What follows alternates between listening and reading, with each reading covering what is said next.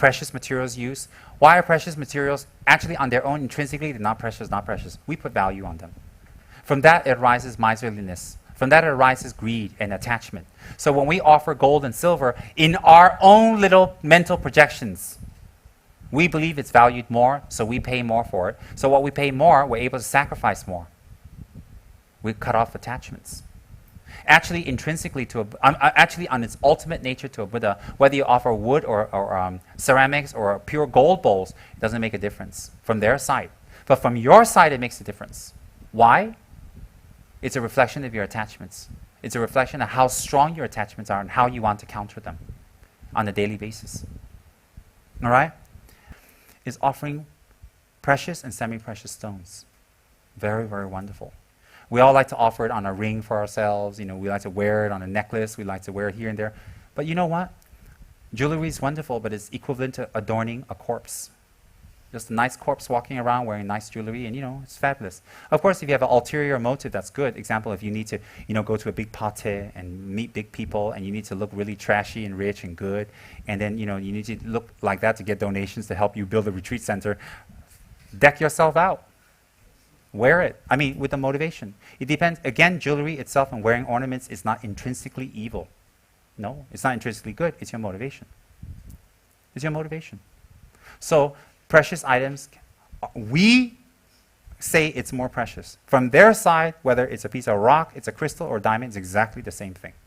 But from our side, we put value on it. Since we put value on it, we put a price tag on it. Since we put a price tag on it, price tag represents some kind of sacrifice to get that type of item. So precious items are very nice to offer to the three jewels as ornaments. Oh, very nice practice. On their bodies, on their heads, on Dharma texts, on the cloths, on the ritual items, on mandala. If we have mandala full of pearls and all that, fabulous. Why? We don't have to visualize that they're precious items. They are. So you know what happens during the offering? You can just relax. You don't have to visualize. Some of us hate to use our brain, so we can take a break. Why? We say, look, it's Tsongkhapa. It is pearls. I don't need to visualize. I take a break. Mama, you do your ritual without visualizing. Isn't that fabulous? So it's a shortcut. Now, if you want to be a cheapskate and you don't want to offer pearls because you need to survive and you need to keep your $20 million in the bank and you need to make sure that your grandchildren, your children, grandchildren, 25 generations down have money after you die, and you don't want to offer any pearls and mandala, never mind, you visualize. But I don't think it'll be too effective because then it's not sincere. If you don't have the funds, you visualize. If you have the funds, don't visualize, do it. And visualize on top that it's even greater than what you've offered. So offering any type of precious items, it doesn't matter what you think is precious. It doesn't matter what people think is precious, what you feel. If your favorite is diamonds, diamonds are Rinpoche's best friend. If you feel, I don't like diamonds, too shiny, they look cheap, and they might think it's a crystal, and you like to offer pearls, well, pearls are Tsongkhapa's best friend. So what you are attached to and what you like, you offer to the Buddhas. Because pearls and jewels and precious stones are representative of wealth. Having them is representative of us having wealth, which means if we have that, we are going to be happy. Money buys happiness. That's what we're taught. That's what we're taught to believe. So I chant that mantra, everything. I've been doing it for a million times. I can't get the realization. Money brings happiness, money brings happiness, money brings... I can't get the realization. I don't know why. Somebody's been passing this lineage wrong. Because that's what they told me in America, That's what everybody in America tells you. If you have money, you're rich. I go to Hollywood, all these stars, I have this, lifestyles of the rich and famous, celebrity hideouts, celebrity haunts. And I look at all that and they all tell you, I got money and I'm happy. They all say that. They go on interviews on Oprah, well, I'm rich and I'm happy. So I believe them. I mean, they're gurus. So I've been chanting that mantra. If I have money, if I'm rich, I'll be happy. It doesn't work. I don't know, not yet. Maybe I need to do a little more. Maybe if it's still not working, I'll learn from all of you. I'm sure you're experts. So see, I have a lineage to pass to you. You have a lineage to pass to me. Isn't that fabulous? So what happens is offering precious items equates to wealth.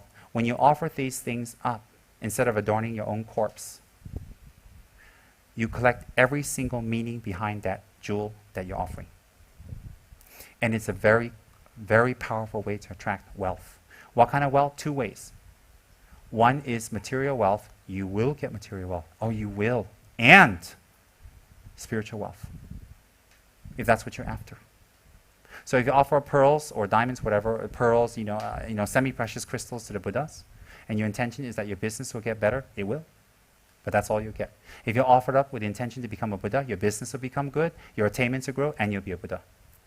So those objects are representative of your prayers and a direct manifestation of your cutting off attachment. Miserliness. So when you offer precious items, it is a direct message to yourself inside and the Buddhas that you're cutting off attachment and you're getting rid of miserliness and you're accomplishing the 6 paramita. One of the 6 paramitas, giving. If you make excuses that you don't offer this, you don't offer that because you're doing this, you're doing that. If you have limits to your offering, if I offer this, I don't need to offer that. It also shows your limited knowledge in Dharma. If I'm doing this, I don't need to do that. Simple, silly, very silly. So when we make offerings of precious items, it's supreme. That's why when you go to the most sacred Buddha statue in Tibet, Tsem Rinpoche, in the central cathedral, Zhekang, you see the Buddha image completely encrusted in pure gold and jewels, diamonds and pearls and corals, the whole body. I'm sure many of you have seen that picture. If you haven't, you can see it in Kichara Paradise. It's called Tsem Rinpoche. It's the most sacred Buddha statue in Tibet. Some of you have flown there and saw him. And he's very powerful, very blessed. So what happens is those jewelry and those beautiful ornaments were offered up by Lama Tsongkhapa to that Buddha. During Lama Tsongkhapa 600 years ago, he offered that, he had that made, craftsman offered to the Buddha. That is a sign of Lama Tsongkhapa's generosity also. So when we make offerings to the Buddha images, we are collecting direct merit for gaining prosperity and wealth. Oh, definitely. And when is enough? It's never enough. Never, never, never enough. And once you offer, don't take it back. You offer Buddha a necklace, say, I gotta borrow that, sorry, I got a pati. Once offered, given away, say thank you, no borrow thing. And don't say to your guru, when I offered the Tara and I borrowed it, she didn't say anything, what? Don't be cute. Once offered, because a long time ago there was this, it was a little bit sad because there was this lady who offered things to Khensa Rinpoche, put in the statues. Later she asked for it back because she wasn't doing well. So I was a little shocked. I've never heard of that. Once offered, it's gone. And don't be attached. Don't be attached. Believe in the law of cause and effect. So precious items and precious jewels are beautiful. They're a sign of your cutting away of miserliness and attachment. And it's a direct method for gaining great amount of wealth. Inner wealth represented by jewels. Outer wealth represented by housing, clothes, food, all the things that you need to live well. All the things that you need to live well. And when you make these kind of offerings, you will be assured of that in your future lives. Assured of it. This life, you'll see things recover and become better. Future lives, definitely. Definitely. Definitely. No doubt about that.